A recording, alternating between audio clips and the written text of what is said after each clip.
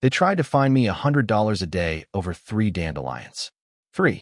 I remember standing there barefoot on my porch, coffee still warm in my hand, staring at that neon yellow notice taped to my door like it was some kind of eviction letter. And I swear to you, in that moment, I felt something shift inside me. The paper said violation. Yard not maintained. Daily fine $100 until resolved. It had my name typed neatly at the top, my address underneath, and the signature of the Cedar Ridge Estates Homeowners Association printed in tidy black ink. If you've ever lived under an HOA, you know that font.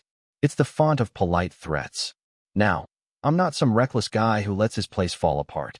I bought that house on Sycamore Bend 5 years ago after my divorce, when I needed something stable, something predictable.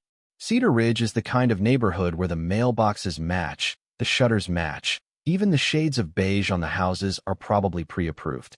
It's quiet, orderly, safe, and honestly, after the mess of my marriage, I thought that kind of order would feel comforting. That morning, I walked out to inspect the crime scene, and there they were. 3 little dandelions pushing up near the mailbox, bright and stubborn and completely harmless. The rest of the yard looked like every other yard on the block, trimmed grass, straight edges, not a leaf out of place. But those 3 flowers had apparently thrown the entire community into aesthetic chaos. I laughed at first. I really did. I thought maybe it was a mistake. So I called the number on the notice and left a polite voicemail. No response. By that afternoon, my neighbor Carl wandered over while walking his labradoodle. He nodded toward the paper still taped to my door. You get one too? I blinked. You mean this is a thing? Carl shrugged in that tired way suburban dads do. New president. She's cracking down. Says property values depend on uniformity. Her name was Melissa Hardwick.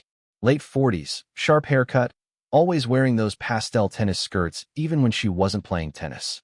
She'd moved in 2 years before, and within 6 months, she was running the HOA board like a corporate takeover. I didn't dislike her at first. I barely knew her. But that yellow slip felt personal, like someone had walked onto my lawn and told me I wasn't measuring up. The next HOA meeting was that Thursday in the clubhouse, and I decided to go. I put on a clean button down, brought photos of my yard on my phone, and told myself this would be simple, rational, civil. The clubhouse smelled faintly of lemon disinfectant and burnt coffee. About 20 people sat in folding chairs while Melissa stood at the front beside a projector screen displaying the words Community Standards Review. When they opened the floor for violations, she called my name. Mr. Turner, she said, glancing at her clipboard, your property has been cited for failure to maintain lawn consistency in accordance with Section 4B. I stood up. With all due respect, I mow every week. I edge. I water. There are 3 dandelions by the mailbox. That's it. A few people chuckled softly. Melissa didn't. Rules are rules, she said, lips tight. Dandelions spread. They disrupt the visual harmony of the neighborhood. Visual harmony. Like we were an art installation instead of a bunch of people with mortgages. I tried again. I'll remove them tonight. Can we just void the fine? She tilted her head slightly. The violation stands until the property meets standards. Perhaps you should consider hiring a professional landscaper if upkeep is challenging. There was a little smirk at the corner of her mouth. Not huge, just enough. And I don't know why that smirk hit me the way it did. Maybe it was the way she said professional, like I was some incompetent bachelor who couldn't handle basic responsibility. Maybe it was everything else in my life that I'd swallowed quietly up to that point. But something about being told my lawn wasn't good enough flipped a switch. I sat down. I didn't argue anymore. I just nodded and listened as she moved on to the next violation. Someone's trash bin left out 20 minutes too long. On the walk home, the neighborhood looked different. The lawn suddenly felt eerie. Identical rectangles of obedient green stretching from driveway to sidewalk. No color, no personality, just compliance.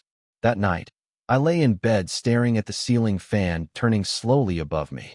$100 a day, over 3 flowers. It wasn't about the money. I could pull them up in 30 seconds. It was about the principle. It was about being told that perfection meant sameness, that nature itself needed to be trimmed into submission. And somewhere between midnight and 2 a.m., I stopped feeling annoyed and started feeling inspired. If they wanted uniformity, maybe what they needed was contrast.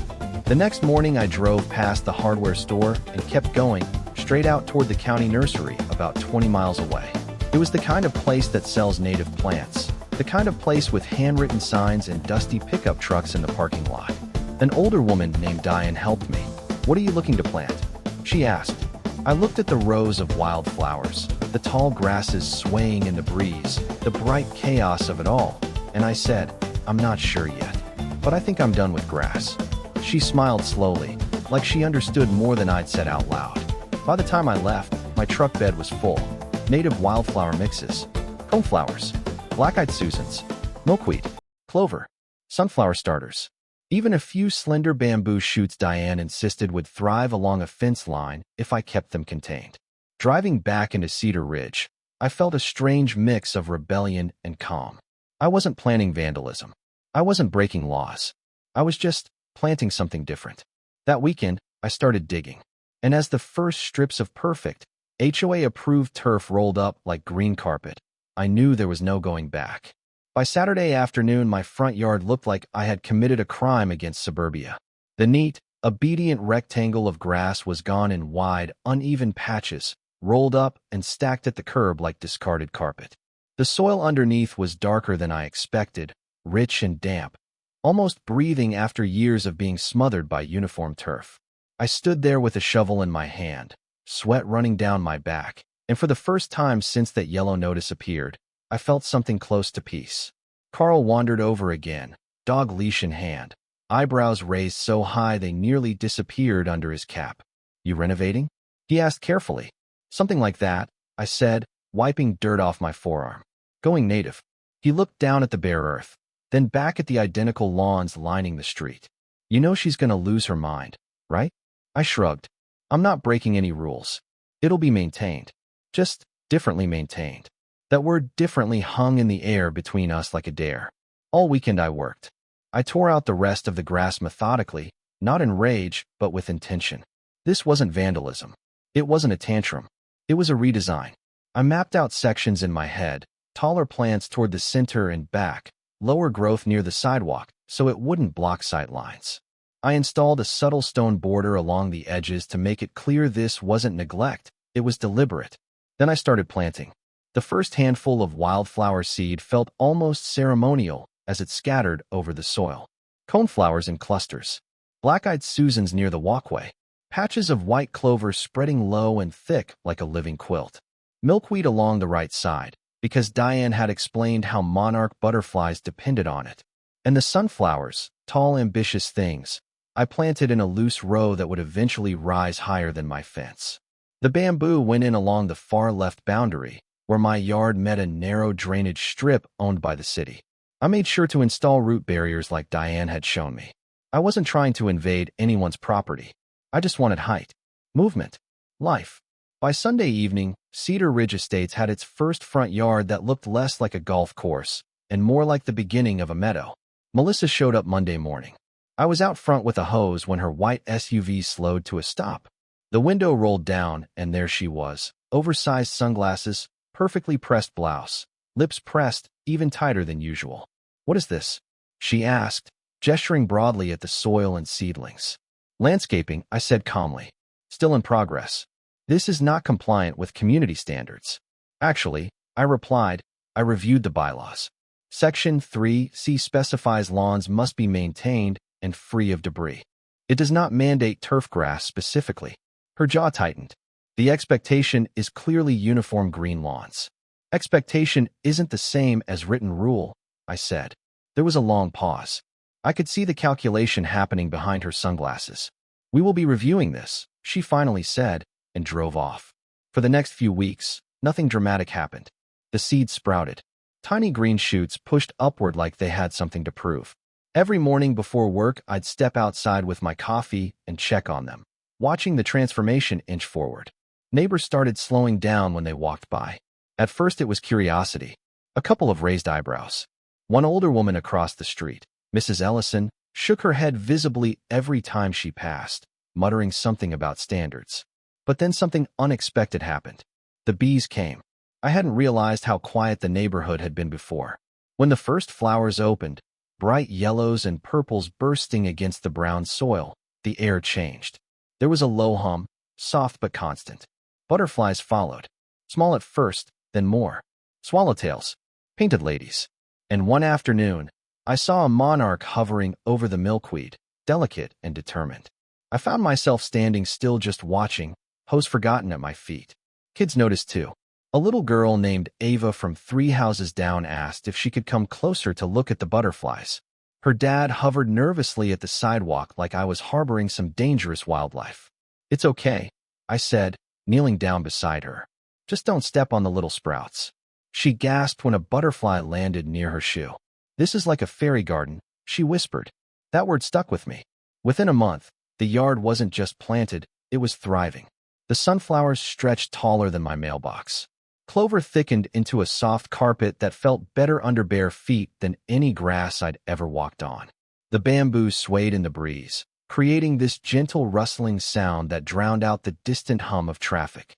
Cedar Ridge, the kingdom of symmetry, now had one house that looked undeniably alive. And that's when the second letter came. This one wasn't neon yellow. It was certified mail. Notice of non-compliance with community aesthetic guidelines. I read it twice at my kitchen counter. The language was broader this time. Failure to maintain visual conformity. Detrimental impact on neighborhood cohesion. Potential depreciation of property values. That last line made me laugh out loud. Because just 2 days earlier, I'd overheard a real estate agent showing a house on the corner telling a young couple, and right down the street there's this amazing eco-friendly garden. It's become kind of a local feature. I had pretended not to hear it from my porch swing, but it felt like a tiny victory. The HOA, apparently, didn't share that sentiment. The next board meeting was packed. Word had spread. Some people were annoyed, yes. Mrs. Ellison stood up and declared that my yard looked unruly and would invite rodents. But others surprised me. Carl cleared his throat and said, "I walk past that place every day. It's not messy. It's intentional. And my dog actually drags me toward it now." A younger couple mentioned how their son had started asking about planting flowers too. Someone else pointed out that water usage on my property had dropped since I wasn't irrigating turf constantly. Melissa sat at the front, fingers laced tightly on the table. "Mr. Turner," she said finally, "your actions have created division in this community." "Division?" I repeated. "Over flowers?" "Over standards," she corrected. And there it was. This wasn't about weeds anymore. It was about control. About preserving an image so polished that nothing unpredictable could survive. I stood up slowly. "With respect," I said, "I've maintained my yard. It's landscaped. It's clean. It's supporting pollinators. I've reduced water use. I haven't violated any written rule. The only thing I've violated is an unwritten expectation that everything here should look the same." The room was quiet. Melissa leaned forward. "We are prepared to pursue daily fines again if this continues." There it was. The threat. But here's the part she didn't know. Because in the weeks before I ever planted a single seed, when that idea first sparked in my head, I had spent nights researching state environmental programs, county ordinances, legal protections for native habitats. I hadn't acted impulsively. I had planned. And about 3 weeks into the growth phase, I'd submitted paperwork to the state's Native Habitat Conservation Program, documenting plant species, layout, ecological impact. Diane had helped me with the application. 2 days before that meeting, I'd received official confirmation. My front yard was now registered as a certified wildlife habitat under state guidelines. I didn't announce it immediately. I let Melissa finish speaking. "If fines are necessary," she said, "we will proceed accordingly." I reached into the folder I'd brought and slid a copy of the certification across the table. "You might want to read that first." She hesitated, then picked it up. Her eyes moved quickly at first, then slower. The certification letter clearly stated that the habitat was recognized under state conservation protections. Any intentional destruction or punitive interference could constitute environmental violation subject to review.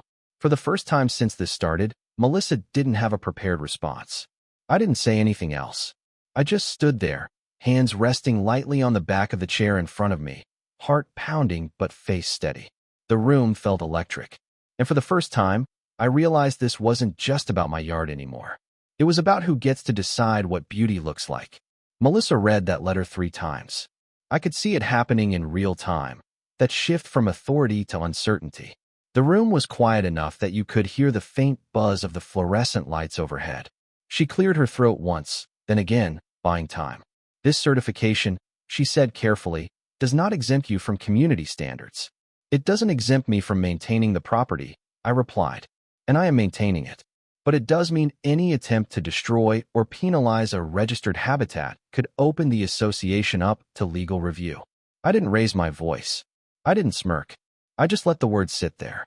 One of the board members, a guy named Harold who usually never spoke, leaned toward Melissa and whispered something. She nodded stiffly, then set the paper down like it had suddenly grown heavier. "We will need to consult legal counsel," she said. And that was it. Meeting adjourned. People didn't rush out right away. They lingered. A few neighbors came up to me quietly. "Did you really register it with the state?" Someone asked. "Yeah," I said. "It's all native species. Water efficient. Supports pollinators." Carl grinned like I just pulled off a magic trick. "Man, you really thought this through." I had. Not because I wanted a fight, but because I didn't want to lose one. Over the next couple weeks, something interesting happened. The HOA went silent. No new letters. No daily fines posted to my account. No follow-up emails about compliance. Instead, I received one envelope with the association's return address. Inside was a short notice. "After review, the board has determined that your landscaping meets minimum maintenance requirements. No further action will be taken at this time." At this time, it wasn't an apology. It wasn't an admission. But it was surrender, dressed up in neutral language. The real confirmation came a few days later when a white state vehicle pulled up in front of my house. Two representatives from the environmental agency stepped out, clipboards in hand. They walked the perimeter with me, took photos, asked about watering schedules and plant growth. One of them, a middle-aged guy with sunburned cheeks, looked around at the bees and said, "You've created something pretty rare for a suburban lot." I didn't tell him how close it had come to being a battlefield. A week after that, the HOA received a formal advisory letter from the state outlining the habitat's protected status and reminding the association of potential penalties for interference. I never saw Melissa's reaction to that letter, but I can imagine it. What I did see was her SUV drive past my house slower than usual one afternoon, her gaze fixed straight ahead, not even glancing at the yard anymore. By late summer, my front yard had fully transformed. The sunflowers stood taller than the roofline, heavy golden faces turning with the sun. The bamboo had thickened into a soft green wall that rustled like distant rain. Purple coneflowers dotted the space between bursts of yellow and white, and clover spread low and lush underfoot. It didn't look chaotic anymore. It looked intentional, balanced, alive. Butterflies moved through it constantly. Kids from down the street would stop by after school, sometimes just sitting on the stone border watching the insects like it was a nature documentary playing out in real time. Even Mrs. Ellison softened. One evening she walked over slowly, hands clasped behind her back. "I still prefer tidy lawns," she said, "but I will admit, it's not as wild as I feared." That might have been the closest thing to a compliment she'd ever given anyone. And here's the part no one expected. 3 houses on the next block started replacing sections of their turf with native plants the following spring. Not full jungles, but patches. Small rebellions. A strip of wildflowers here. A pollinator bed there.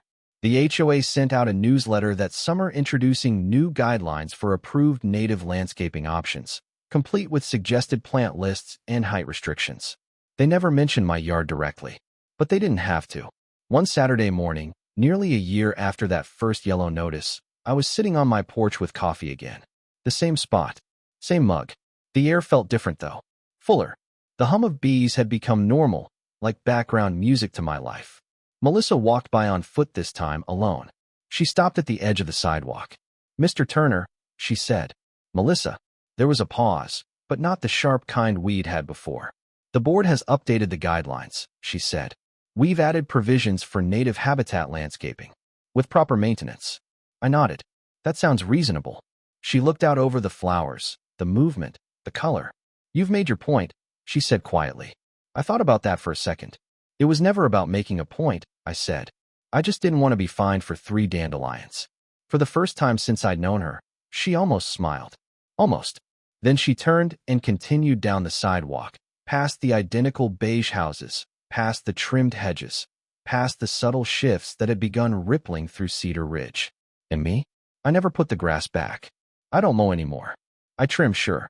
I manage growth, keep pathways clear, make sure nothing spills into the street. It's not neglect. It's stewardship. There's a difference. Sometimes I stand in the middle of it all at dusk when the light hits the sunflowers just right and the air smells faintly sweet, and I think about how close I came to just pulling those 3 dandelions and moving on. It would have been easier, quieter, no meetings, no tension, no risk. But it also would have meant agreeing that uniformity is the same thing as value. That beauty has to match to matter. This whole thing changed how I see community. I used to think it meant blending in, keeping things smooth, avoiding friction. Now I think maybe real community means leaving space for difference, even when it's inconvenient. Some people still think I went too far, that I escalated something small into something unnecessary. Maybe they're right. Maybe there was a simpler way. Or maybe sometimes small conflicts expose bigger truths. So here's what I'm genuinely curious about. If you were in my place, would you have just pulled the weeds and paid the fine if needed? Or would you have pushed back, knowing it might create tension with the people you live next to? Was this about principle or ego? Drop your thoughts in the comments. I read more of them than you probably think. And if you've ever had your own run-in with an HOA, a city board, or anyone who tried to define what your home should look like, share that too. Because I have a feeling I wasn't the only one standing on a porch one morning, staring at a yellow piece of paper, deciding whether to stay quiet or plant something bigger.